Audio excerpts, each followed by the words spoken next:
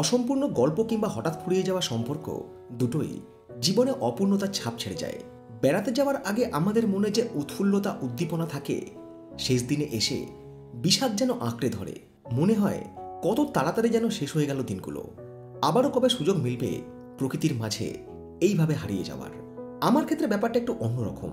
বেড়াতে যাওয়ার আগের মুহূর্তে ঠিক যতটা উত্তেজনা মনে থাকে, ফিরে আসার সময়ে তার কিছুটা বাঁচিয়ে রাখি মনের বিষাদকে কম করার জন্য। লাক্ষাদ্বীপ থেকে আমার বাড়ি ফিরে আসার গল্পটা হয়তো তারই প্রকৃষ্ট উদাহরণ। যে গল্পটা শুরু হয়েছিল 16ই মার্চের সকালে, যখন 4 দিন 4 রাত অতিক্রম করে লাক্ষাদ্বীপের 3টে আইল্যান্ডে দুর্দান্ত অভিযান শেষ করে আমাদের ক্রুজ চলেছে বন্দর শহর কোচির দিকে। প্রায় মেঘমুক্ত আকাশে সূর্যের তেজ ধীরে ধীরে প্রখর রূপ ধারণ করছে।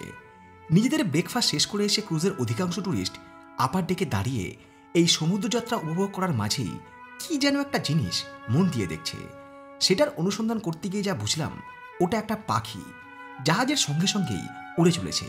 কখনো কখনো জলে ডুব দিয়ে মুখে মাছ নিয়ে আবার উড়ে আসছে। দৃশ্যটা যতটাই উপভোগ্য, ঠিক ততটাই অদ্ভুত।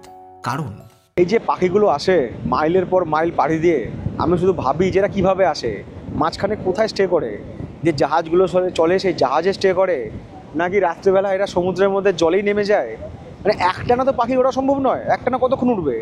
আর মাইলের পর মাইল দিগন্ত বিস্তৃত সমুদ্র, মাঝে তো কোনো ল্যান্ড নেই, কোনো আইল্যান্ড নেই, এমন জায়গা নেই যেখানে পাখিগুলো গিয়ে স্টে করবে। যেমন আমরা জানি যে দিনের বেলা পাখি বাইরে বেরোয়, রাত্রে গিয়ে গাছে গিয়ে তারা আর কি ঘুমোয়, তাদের গাছ হচ্ছে তাদের বাসস্থান। এখানে পাখিগুলো গিয়ে কোথায় স্টে করে কি জানি।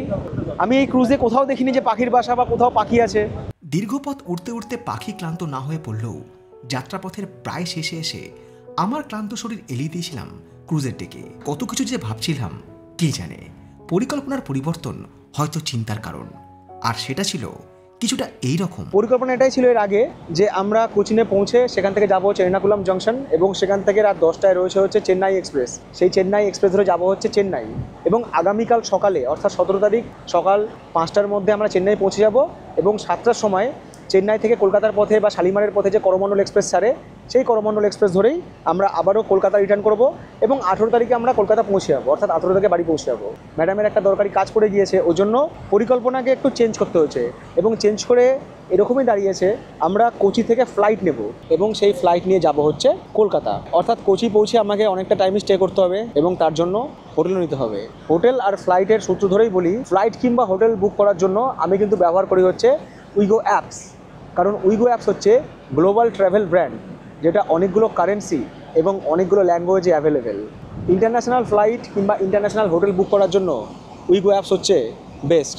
ফ্লাইট বুকিংয়ের ক্ষেত্রে ইজি মাই ট্রিপ, ক্লিয়ার মাই ট্রিপ, মেক মাই ট্রিপ, কোন সাইটে ফ্লাইটের টিকিট কতটা কম পড়বে সেটা কিন্তু সহজেই কম্পেয়ার করে বুক করা যায় এই উইগো অ্যাপের মাধ্যমে। হোটেল বুকিংয়ের ক্ষেত্রে এয়ারবিএনবি, বুকিং.com, অ্যাগোডা, কোন সাইট থেকে কোন হোটেলের বুকিং খরচ কতটা কম হবে সেটা কিন্তু কম্পেয়ার করে হোটেলও বুক করা যায় এই উইগো অ্যাপের মাধ্যমে। এছাড়াও উইগো অ্যাপের নতুন ফিচার্স আইআরসিটিসির ট্রেনের টিকিট বুকিং, ইভেন্ট বুকিং এবং নতুন ভিসা অ্যাপ্লিকেশনের ক্ষেত্রেও কিন্তু এই উইগো অ্যাপ ইউজফুল। উইগো অ্যাপের লিঙ্ক দেওয়া থাকলো আমার ভিডিও ডেসক্রিপশন বক্সে, সেখান থেকে আপনারা ডাউনলোড করে ব্যবহার করে আমাকে অবশ্যই একটা ফিডব্যাক দেবেন। শেষ দিনে এসে সব ট্যুরিস্টকে সুযোগ দেওয়া হলো এই ক্রুজের অপারেশন সেকশনে গিয়ে কিভাবে এই ক্রুজ অপারেট করা হয় সেই ব্যাপারে একটা সংক্ষিপ্ত অভিজ্ঞতা অর্জন করার। ফ্রন্ট সাইডের আপার ডেকে যেখানে রয়েছে এই জাহাজের বা ক্রুজের কন্ট্রোল রুম, কারণ মাইকে অ্যানাউন্সমেন্ট করা হয়েছে যারা এই ক্রুজের কন্ট্রোল রুম দেখতে চান, মানে ক্রুজ কীভাবে চালানো হয় এগুলো দেখতে চান, তো তারা আর কি চলে আসুন। তো সেজন্যই যত ট্যুরিস্ট ছিলেন তার অধিকাংশই আর কি ভিড় করেছেন কন্ট্রোল রুমের বাইরে। যেহেতু লাক্ষাদ্বীপের ক্রুজগুলো সরকারি, অর্থাৎ ভারত সরকারের তত্ত্বাবধানে এই ক্রুজগুলো অপারেট করা হয়, সেই কারণে ক্যাপ্টেনের কেবিনে কোনো রকম ফটো তোলার অনুমতি নেই। তাই নিজের চোখে দেখে বা কানে শুনে যে অভিজ্ঞতা অর্জন করলাম, এবার সেটাই বর্ণনা করি। আমরা যারা ট্যুরিস্ট ছিলাম তাদেরকে গ্রুপে গ্রুপে অর্থাৎ 10 জন 15 জন করে একসঙ্গে ঢুকিয়ে ভেতরে সব কিছু দেখানো হচ্ছে। বিরাট বড় একটা জায়গা, লাইব্রেরি রয়েছে, ফ্রিজ রয়েছে, আরও প্রচুর যন্ত্রাংশ রয়েছে, আর বড় বড় ডিসপ্লেও রয়েছে। 4 নাইট 5 ডেজের প্রোগ্রাম করছি। কোচি টু কোচি কত লিটার ফুয়েল এক্সপেন্স হবে? বললো 70,000 লিটার। প্রপেলার রয়েছে 2টো, ইঞ্জিনও রয়েছে হচ্ছে 2টো।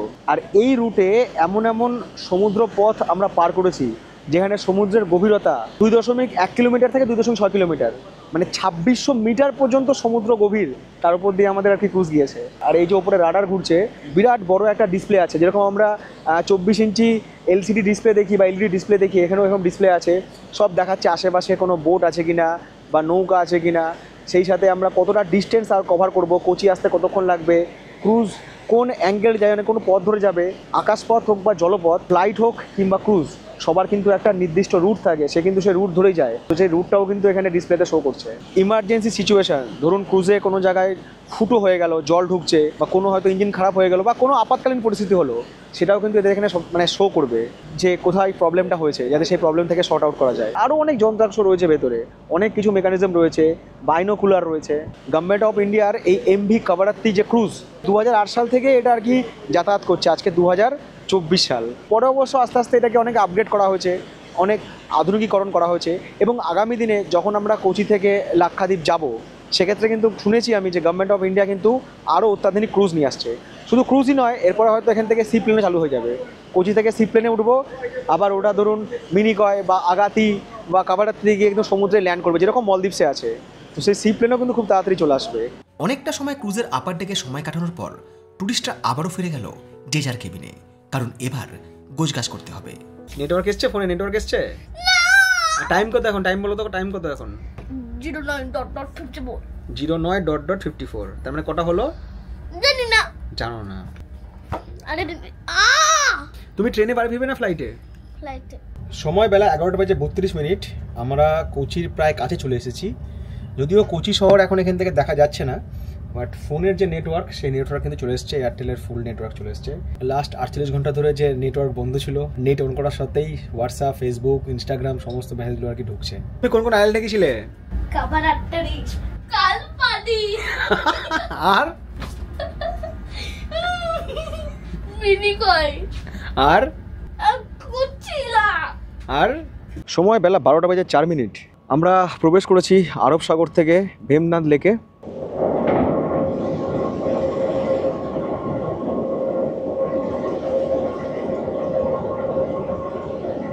আরব সাগর থেকে আমাদের ক্রুজ প্রবেশ করেছে ভেমনাথ লেকে, গন্তব্য কোচির আন্তর্জাতিক ক্রুজ টার্মিনাল। এই পথে আমাদের ক্রুজের দুই দিকে জুড়ে দেওয়া হলো দুটো টাগ বোট, যা আমাদের ক্রুজকে টার্মিনালে ভিড়ি দিতে সাহায্য করবে। আর এই স্বল্প সময়ের ব্যবধানে দেখে নিলাম বন্দর শহর কোচির কয়েকটা জিনিস। ওই দূরে কোচিন শহরের বিভিন্ন বিল্ডিং, আর এই দুটো হচ্ছে এখানকার দুটো আইল্যান্ড। কোচিন শহরে জলপথ হচ্ছে যাতায়াতের অন্যতম মাধ্যম, আর ওই যে যাচ্ছে কালারফুল বোটটা, ওটা হচ্ছে কোচির ওয়াটার মেট্রো। কোচির বিখ্যাত চাইনিজ ফিশিং নেট। কোচিতে যারা সাইট সিন করতে আসে, তাদের সাইট সিংয়ের এটাও একটা পার্ট। ইন্টারন্যাশনাল যে সমস্ত ক্রুজ আসে বা জাহাজ আসে, তাদের যে কন্টেনারগুলো আসে, সেই কন্টেনারগুলো ওখানে সমস্ত আর কি নামানো হয়, বা ওখান থেকে কিন্তু আবার কন্টেনারে করে বাইরে সমস্ত জিনিসপত্র এক্সপোর্ট হয়। এখানে একটা ফেরিঘাট রয়েছে, অটো, গাড়ি সব কিছু কিন্তু এই ফেরিতে করে পার হচ্ছে। আর ওইদিকে রয়েছে কোচিনের ইন্টারন্যাশনাল ক্রুজ টার্মিনাল, যেখানে আমাদের পৌঁছাতে হবে। লাক্ষাদ্বীপেও এত গরম ছিল না, কোচিতে এসে যা গরম, মারাত্মক গরম লাগছে বাইরে। এই এমভি আরাবিয়ান সি আর ওইদিকে দাঁড়িয়ে রয়েছে এমভি কোরালস, এগুলো লাক্ষাদ্বীপে যায়, এগুলো লাক্ষাদ্বীপের শিপ। বিভিন্ন দিনে বিভিন্ন ক্রুজ চলে এখানে। কোচিনের ইন্টারন্যাশনাল ক্রুজ টার্মিনাল, যেখানে গিয়ে আমাদের ক্রুজ তার যাত্রা শেষ করবে। আর ওইদিকে দেখুন কত বড় একটা মালবাহী জাহাজ, যেখানে কন্টেনার রয়েছে। আর এখন টাইম বেলা 12:25। বাইরে ঠাঠা রোদ, আর সেই রোদের মধ্যে আমাদের ক্রুজ এসে পৌঁছেছে কোচিনের ইন্টারন্যাশনাল ক্রুজ টার্মিনালে, যার নাম হচ্ছে সাগরিকা, যেখান থেকে শুরু হয়েছিল আমাদের শুভযাত্রা। ক্রুজ টার্মিনালে পৌঁছানোর পর কর্তৃপক্ষ অ্যানাউন্সমেন্ট করলেন যে যারা ট্যুরিস্ট তারা তাদের লাগেজ সব বাইরে রেখে দিন, লাগেজ ওরাই সব নিচে নামিয়ে দেবে। আমরা নিচে এখানকার যে রিক্রিয়েশন রুম, সেখানে ওয়েট করব। আর বেরোনোর আগে অবশ্যই কিন্তু রুম টুম ভালো করে চেক করে নেবেন।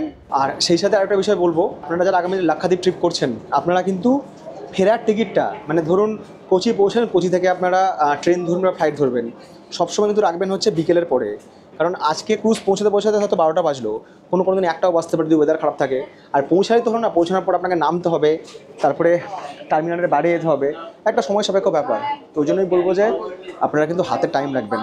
কর্তৃপক্ষের নির্দেশ মতোই ধীরে ধীরে সব টুরিস্টরাই এসে পৌঁছালেন এই ক্রুজের রিক্রিয়েশন রুমে। অপেক্ষার মাঝে ট্যুরিস্ট সংস্থা আমাদের প্রোভাইড করলো কোকোনাট ওয়াটার এবং বিস্কুট।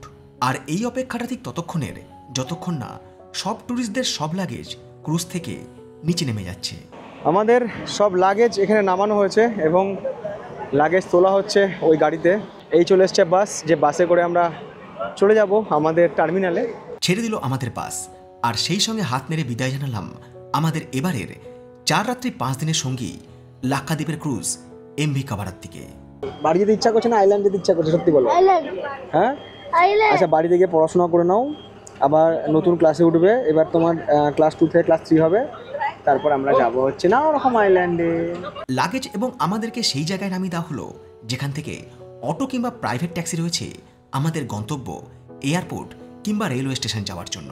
আমরা এখান থেকে একটা মহিন্দ্রা জিতো পেয়ে গেলাম, যে জিতো করে আমরা যাচ্ছি হচ্ছে এয়ারপোর্ট। বাট এয়ারপোর্ট নয়, এয়ারপোর্টের আগে একটা হোটেল নিয়েছি, সেই হোটেলে গিয়ে থাকবো, কারণ ফ্লাইটের টাইম হচ্ছে এখান থেকে রাতে 10:20। আর এই জায়গায় নেমে কিন্তু আপনারা এখান থেকে অটো বা অন্যান্য গাড়িও পাবেন এয়ারপোর্ট বা আপনাদের যে nearest railway station Ernakulam junction বা এর্নাকুলাম টাউন যাওয়ার জন্য। আর এখান থেকে এয়ারপোর্ট ডিস্টেন্স হচ্ছে 45 কিলোমিটার্স। এই জায়গাটা একটু শহর থেকে বাইরে, তো কোচিন পোর্ট এটা। কোচিন পোর্ট থেকে এয়ারপোর্ট যাওয়ার পথে আমরা পার করলাম ভেমনাথ লেক। পাশেই রয়েছে কোচিন শিপইয়ার্ড এবং সেখানে দাঁড়িয়ে রয়েছে ভারতের রণতরী আইএনএস বিক্রান্ত। আর সেই সঙ্গে জানিয়ে রাখি কোচিন শহর ভারতীয় নৌবাহিনীর সাউদার্ন হেডকোয়ার্টার।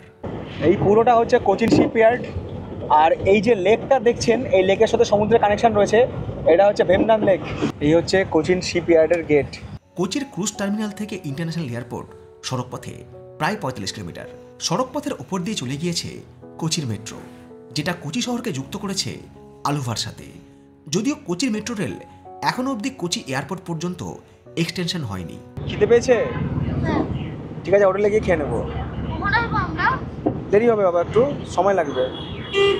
বেলা 3:30 নাগাদ আমরা এসে পৌঁছালাম আলুভাতে। কোচিন এয়ারপোর্ট তখনও খানিকটা দূরে। আমরা চলে এসেছি কোচিন এয়ারপোর্টের কাছে। এখানে এয়ারপোর্ট চত্বরে দোকানপাট রয়েছে, হোটেল বাগেরা রয়েছে। উইগো অ্যাপ থেকে আমি যে হোটেল বুক করেছিলাম সেটা কোচি এয়ারপোর্টের খুব কাছেই ছিল। অ্যাকচুয়াল লোকেশন ট্রেস করতে অন করে দিলাম জিপিএস ম্যাপ। কোচি এয়ারপোর্টের যে গেট, সেই গেটের আগে কিন্তু রাস্তার একধারে অনেক হোটেল রয়েছে। হোটেল তো খোঁজা না, যেন মেয়ে দেখতে আসা। আর সেই হোটেলের নাম ছিল এয়ারপোর্ট হোটেল মেরিনা সুইটস। এই হচ্ছে এই হোটেলে আমাদের রুম। দেখে মনে হচ্ছে হানিমুন সুইটস, বাট এখন মুখ চোখ গরমে কালো হয়ে পুরো হনুমান হয়ে আছে। টিভি রয়েছে, ইলেকট্রিক কেটেল সেটাও রয়েছে।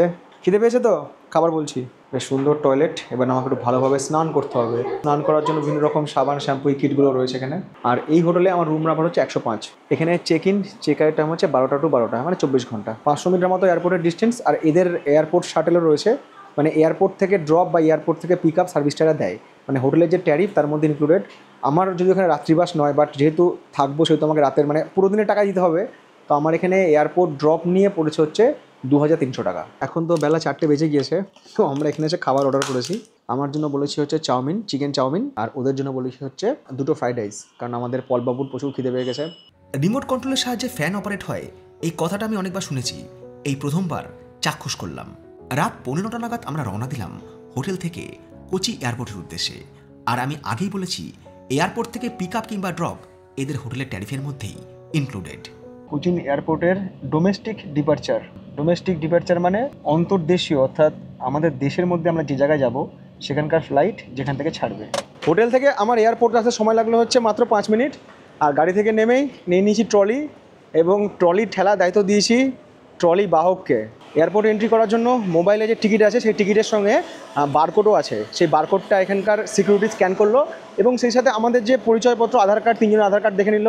আর এয়ারপোর্টটা কি দুর্ধর্ষ, একদম ঝাঁকানাকা এয়ারপোর্ট যাকে বলে, ব্যাপক। এর আগেও আমি কোচি এয়ারপোর্টে এসেছি।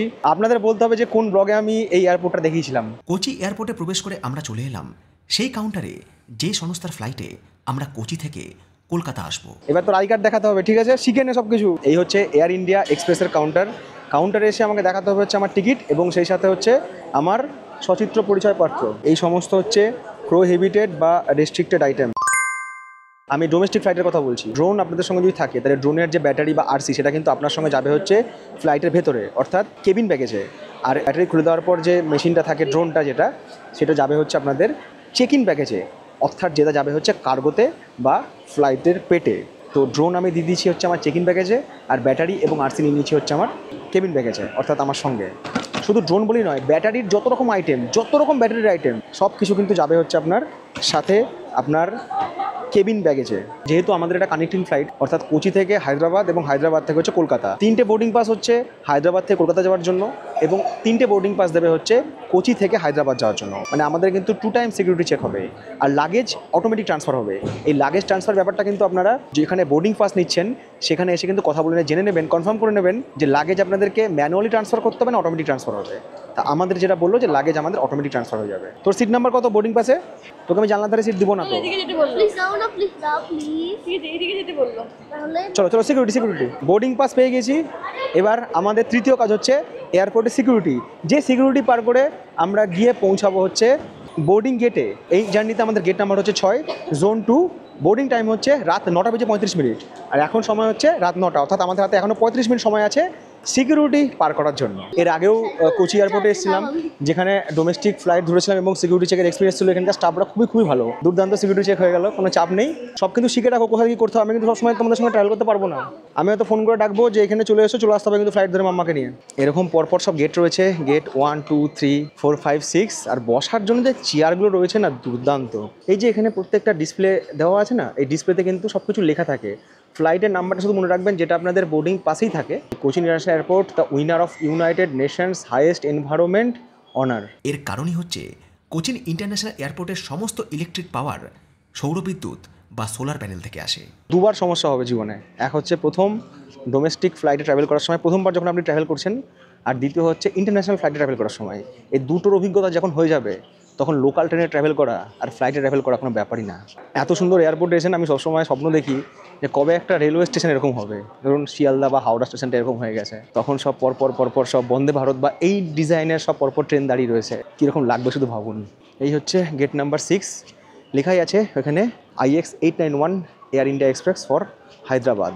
ওখানে এক্সিকিউটিভ লাউঞ্জ আর ফুড কোর্টও আছে। এবার আমার লাউঞ্জে যাওয়া হবে না, কারণ আমার দুটো ক্রেডিট কার্ড, যেটা দিয়ে আর কি 2 টাকায় খাওয়া যায়, লাউঞ্জ অ্যাক্সেস করা যায়, আমি বাড়িতে রেখে এসেছি। কারণ আমার ফ্লাইটে তো ফেরার কোনো প্ল্যান ছিল না, তাহলে সঙ্গে নিয়ে আসতাম, তাহলে 2 টাকায় খাওয়া দাওয়া করা যেত। এবারের জার্নিতে আমরা flight, ship, train, auto, taxi, টোটো সব কটা এক্সপিরিয়েন্স নিলাম।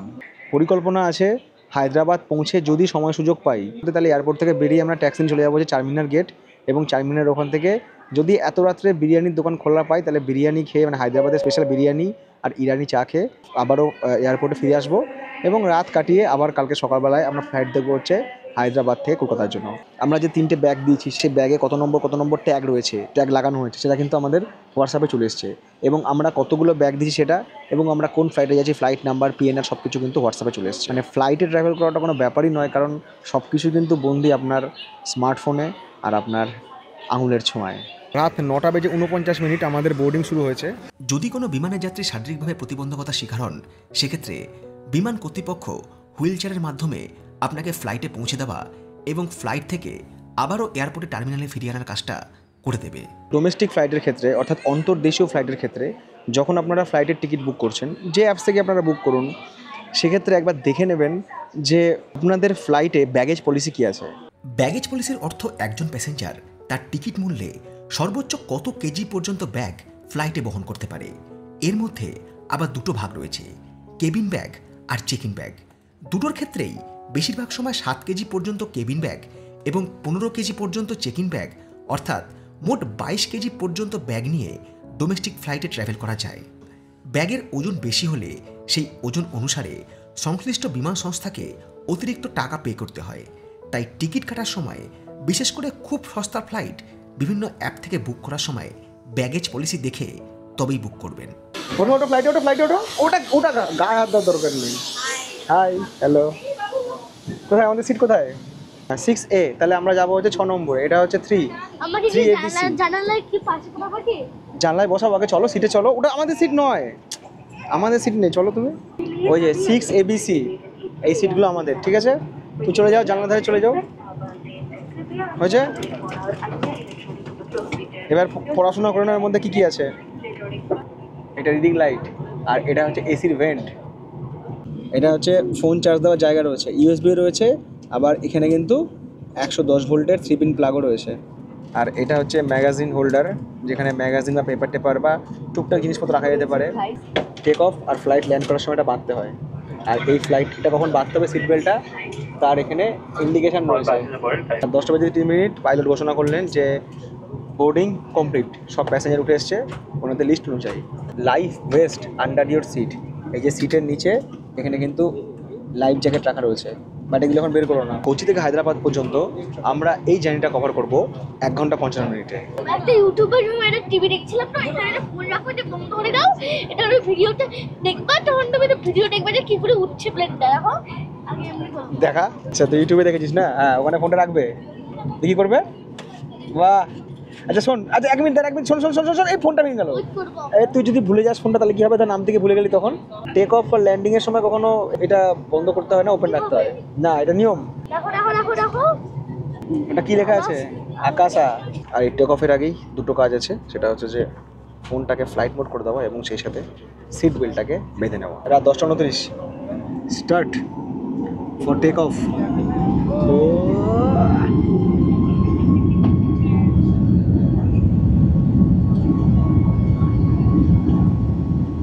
আলো ঝলমলে কোচিন শহর। যাবো আজকে সারা রাত লেওবার, নেমে বিরিয়ানি খেতে যেতে হবে না, এনার্জি নিয়ে আসো। ফ্লাইট জার্নি ভালো লাগে, তাড়াতাড়ি পৌঁছানো যায়, জার্নি অনেক আরামদায়ক হয়, বাট ট্রেন জার্নি আমার মোস্ট ফেভারিট। ও তোর মা ঘুমিয়ে গেছে, তোর মা এখন উঠবে না। ওটা লাশ। লাশ? যা কোল্ড ড্রিঙ্ক নিয়ে চলে আয় তাড়াতাড়ি।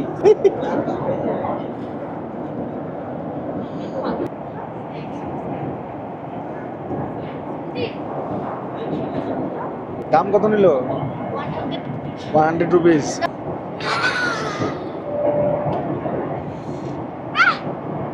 এটার ভাড়া বেশি, এই জন্য সিটগুলো এত সুন্দর, এত কমফোর্টেবল। এই সিটগুলোকে হ্যাঁ পুশব্যাক করা যায়। তুই তো সব কিছু অপারেশন শিখে নিলি, দেখ পাটা উঠে যাবে আস্তে আস্তে। তোর সিট যেরকম পুশব্যাক হবে পাটা উঠে যাবে, ওটা হাত দিয়ে করার দরকার নেই, ওই বাটনটা প্রেস করলেই হবে।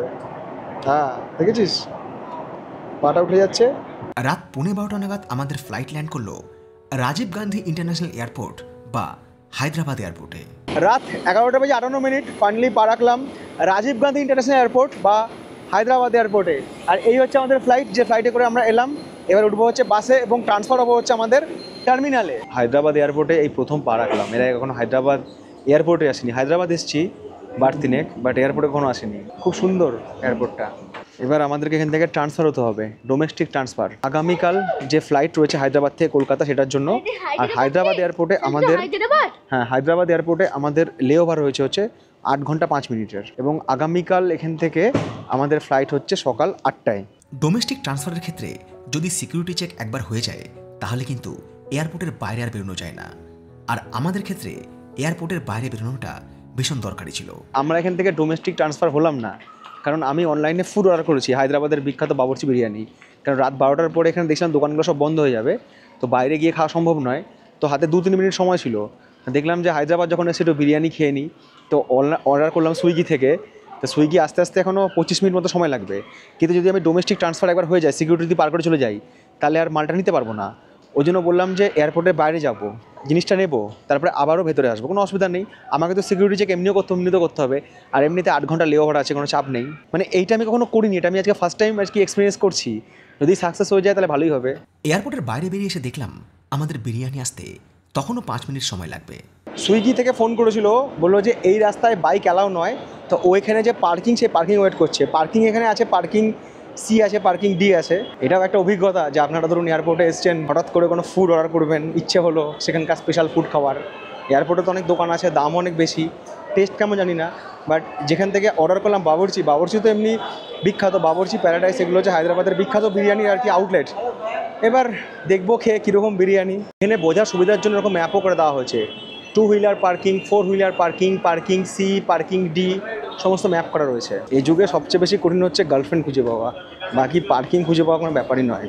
পার্কিং সি খুঁজতে গিয়ে এখন ওই ডায়লগটা মনে পড়ছে, আমাকে কি ভেবেছিস, সি ভেবেছিস? এদিকে বি, ওদিকে সি, পার্কিং খুঁজতে গিয়ে বিসি। 12:40 বিরিয়ানির জন্য দাঁড়িয়ে আছি এয়ারপোর্টের পার্কিংয়ে। পিঠে ব্যাগ নিয়ে আসা 2-1 ভুল করে জিজ্ঞেস করে ফেললাম, মালটা কি আপনার কাছে? Thank you. ये बिरयानी टेस्ट अच्छा होगा ना हैदराबाद का? ওকে, থ্যাংক ইউ, ফির মিলেঙ্গে কভি। বাঙালি ফাটিয়ে শুধু প্রেমই করতে পারে না, বাঙালি কিন্তু খুঁজে খুঁজে বিরিয়ানিও বার করতে পারে। সিকিউরিটি চেক করে আবারও চলে এলাম টার্মিনাল নাম্বার 2-তে। এবার সিকিউরিটি একটা কথা বললো যে এই যে আপনি বোর্ডিং পাস দেখিয়ে ভেতরে এন্ট্রি করছেন, আপনি কিন্তু এর পরে আর এক্সিট করতে পারবেন না, মানে এটা কিন্তু ওয়ান টাইমই হয়। আজ তুমি হায়দ্রাবাদ এয়ারপোর্টে বসে এখানকার বিরিয়ানি খাচ্ছ, 750 গ্রাম। শোনো, পয়সা দিয়ে কিনেছি, বাজে হলেও বলবা ভালো। সমস্যা একটাই যে বিরিয়ানির সাথে কোনো চামচ দেয়নি। বিরিয়ানির সাথে অনেক জায়গাতে চামচ দেয়, অনেক জায়গায় দেয় না। একটু কষ্ট করে আর কি খেতে হচ্ছে। যেমন করে এই চপ মুড়ি খাই, একটা ঠোঙায় চপ থাকবে, মুড়ি থাকবে, ওখানে খুঁজে বেড়াতে হবে পেঁয়াজি কোথায়, আলুর চপ কোথায়, মাংসের চপ কোথায়, ডাল বড়া কোথায়, এতটা মুড়ি থাকবে, স্যালাড থাকবে। তেমনি বিরিয়ানির মধ্যে খুঁজতে হচ্ছে যে মাটন কোথায়, কী কোথায়। চলো বিরিয়ানি কি আজকে মুড়ি বলেই খাই। চিকেন দেখো, আমি খাচ্ছি না চিকেন, সবাইকে বলুন চিকেন খাচ্ছি। সাউথে যে বিরিয়ানি খেয়েছিলাম সেই বিরিয়ানি থেকে বিরিয়ানি অনেক আলাদা, পুরো ডিফারেন্ট টেস্ট। আবার কাল যখন কলকাতা পৌঁছে বিরিয়ানি যদি খাই তখন আলাদা টেস্ট হবে। মানে রাজ্য বদলায়, এলাকা বদলায়, বিরিয়ানি টেস্টও বদলায়। খাওয়া দাওয়ার পর্ব শেষ করলাম, তারপর আরও একবার সিকিউরিটি চেক করলাম। পরের দিন সকাল না হওয়া পর্যন্ত বাকি রাতটুকু আমরা এয়ারপোর্টের চেয়ারে বসেই ঘুমানোর চেষ্টা করলাম। পরের দিন সকালে যখন ঘুম ভাঙলো তখন ঘড়ির কাঁটা সকাল 7টার ঘর ছুঁয়েছে। এক কাপ কড়া কফিতে চুমুক দিয়ে অপর্যাপ্ত ঘুমের ক্লান্তিটা কাটানোর চেষ্টা করলাম। গতকাল সারা রাত নিজেকে ওই চেয়ারে কোনো রকমে সেট করে অর্ধেক ঘুমানোর পর আজকে সকাল ফ্লাইট আমাদের টাইমেই আছে। এখান থেকে ছেড়ে যাওয়ার টাইম হচ্ছে সকাল 8:15, আর আমাদের বোর্ডিং শুরু হবে হচ্ছে সকাল 7:35। আর সেই সঙ্গে নিয়ে নিয়েছি গরম গরম কফি। অন্তত এনার্জিটা দরকার, কারণ এখন এখান থেকে ফ্লাইটে করে যাব কলকাতা, কলকাতা থেকে আবারও লালগোলা প্যাসেঞ্জার ধরে বাড়ি। আর আমাদের ছোট ওস্তাদ ঘুম থেকে উঠে এখন ঠান্ডায় জুবুথু হয়ে বসে আছে। অ্যাকচুয়ালি এই জায়গাটায় না ভীষণ ঠান্ডা, কী জানি কেন এখান দিয়ে এত হাওয়া আসছিলো যে কালকে রাত্রে আমি ওই লাস্টে গিয়ে ওই লাস্টে যে চেয়ারগুলো আছে খাবার দাবার ছবি দেওয়া আছে ওখানে কোনো রকম নিজেকে সেট করেছিলাম। আর ঘুম ভাঙার কারণটাই ছিল হচ্ছে ঠান্ডা, ভীষণ ঠান্ডা লাগছে। এই চেয়ারে গিয়ে শুচ্ছি ঠান্ডা, ওই চেয়ারে গিয়ে রাত্রেবেলা এত কেন ঠান্ডা। হায়দ্রাবাদ তো এমনি গরম জায়গা, বাইরে এত গরম, ভেতরে এত ঠান্ডা, সঙ্গে গরম জামা কাপড়ও নেই, কিছুই তো নেই, সব তো দিয়ে দিয়েছি চেক-ইনে। কখনো এরকম করে ঘুমালাম, ঘাড় ব্যথা হয়ে গেল, কখনো এইভাবে ঘুমালাম। ঘুম মোটামুটি যদি অ্যাভারেজ ঘুম ধরি তাহলে হয়তো 1 থেকে 1.5 ঘন্টা হয়েছে।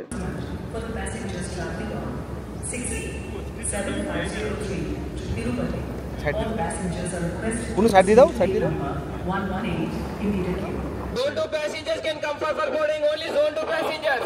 ফ্লাইট ছাড়তে সামান্য দেরি হয়েছিল, শুরু হয়ে গেল বোর্ডিং গেটে ধাক্কাধাক্কি। এক্ষেত্রে বিমান কর্তৃপক্ষের ব্যবস্থাতেও কিছুটা ত্রুটি ছিল। সকাল 7:58 আমাদের বোর্ডিং কমপ্লিট। এবার আমরা যাচ্ছি আমাদের ফ্লাইটের দিকে। এই হচ্ছে এরো ব্রিজ, যে ব্রিজ দিয়ে আমরা আমাদের ফ্লাইটে প্রবেশ করব। জুনিয়র নিজের সিট, নিজের বোর্ডিং পাস সম্পর্কে ওয়াকিবহাল। মাকে বলছে আমার জিনিসগুলো আমাকে দাও, আমি তো বোর্ড করবো, আমি তো উঠবো, আমার টিকিট আমাকে দিয়ে দাও, তুমি কেন নিচ্ছ? চল লাস্টে বসবি এবার। তখন থেকে ফার্স্টে বসেছি, এবার তুই লাস্টে। তুই নেন এবিসি। হ্যাঁ যা, চলে যা, ঢুকে যা নিজের জায়গায়। বাবু তুই এবারও দুটো জানলা পেলি, বাহ। এর আগের ফ্লাইটটা যেন একটু বেশি ভালো ছিল, মানে একটা সিটের সাথে একটা সিটের বেশ গ্যাপ ছিল। এই ফ্লাইটটা সেরকম কিন্তু নেই। হায়দ্রাবাদ থেকে কলকাতার পথে আমাদের এই জার্নি হবে হচ্ছে 2 ঘন্টা 5 মিনিটের। এখান থেকে সকাল 8:15টায় ছেড়ে আমরা কলকাতায় পৌঁছে যাবো, মানে এক্সপেক্টেড অ্যারাইভেল হচ্ছে সকাল 10:20 তাহলে এদিকে চলে, আমি ওদিকে বসে ভিডিও শুট করবো।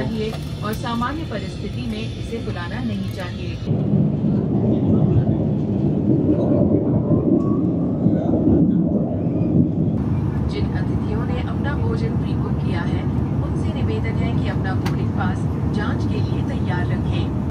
300 করে ইংলিশে বলো 300 দাও। কত টাকা নাইছে? তুমি ওখানে 500 রুপিস আছে। ঘন্টা দুয়েক সময় যে কিভাবে কেটে গেল কিছুই বুঝতে পারলাম না। দেখতে দেখতেই আমাদের ফ্লাইট ছিল কলকাতার মাটি। সকাল 10:20 নির্ধারিত সময়ের অনেক আগেই আমাদের ফ্লাইট আমাদেরকে পৌঁছে দিয়েছে কলকাতা নেতাজি সুভাষচন্দ্র বোস আন্তর্জাতিক বিমানবন্দরে। এর পরবর্তী যে কাজ সেটা হচ্ছে যে এয়ারপোর্ট থেকে বেরিয়ে যাওয়া, তবে তার আগে ব্যাগ কালেকশন করার। যে বেল্ট থেকে আমাদের ব্যাগ নিতে হবে সেটা হচ্ছে বেল্ট নাম্বার 5। এটা কিন্তু ফ্লাইট থামার পর, ফ্লাইট থেকে নামার আগে ঘোষণা করে দেবে। এবার অপেক্ষা কখন ব্যাগ আসে। ব্যাগগুলো নিচে পড়ার পর জার্ক হয়তো জিনিসপত্র ভেঙে যেতে পারে, তো একজন এখানে আর কি সাপোর্ট দিচ্ছে, এটা দিয়ে এখানকার স্টাফ এটাতে সাপোর্ট দিচ্ছে। আমাদের 2টো ব্যাগ চলে এসছে, এখনও একটা ব্যাগ আসেনি। আমাদের জুনিয়র ওয়েট করছে ব্যাগের জন্য, কারণ জুনিয়র ব্যাগ চেনে। জুনিয়র ব্যাগ চলে এসছে। জুনিয়র আমি নিচ্ছি। এখানে উবের বুক করলাম, এখান থেকে শিয়ালদা স্টেশন পর্যন্ত উবেরে ভাড়া পড়লো হচ্ছে 549 টাকা। শিয়ালদা স্টেশন যখন পৌঁছালাম তখন হাতে খানিকটা সময় ছিল, তাই সেখানে পৌঁছে খাওয়া দাওয়ার সঙ্গে ওয়েটিং রুমে ওয়েট করা সবটাই সুষ্ঠুভাবে সম্পন্ন হলো। এর পরের গল্পটা সবারই জানা। বেলা 12টা বেজে 40 মিনিটের লালগোলা প্যাসেঞ্জার ধরে শিয়ালদা থেকে সোজা বহরমপুর। সময় বিকাল 5:20 ফাইনালি পৌঁছে গেলাম আমার শহর বহরমপুরে। শেষ করলাম এই সিরিজ। দেখা হচ্ছে আপনাদের সাথে নতুন কোনো গল্পে, নতুন কোনো পর্বে, নতুন কিছু নিয়ে। Tata, bye bye, good night.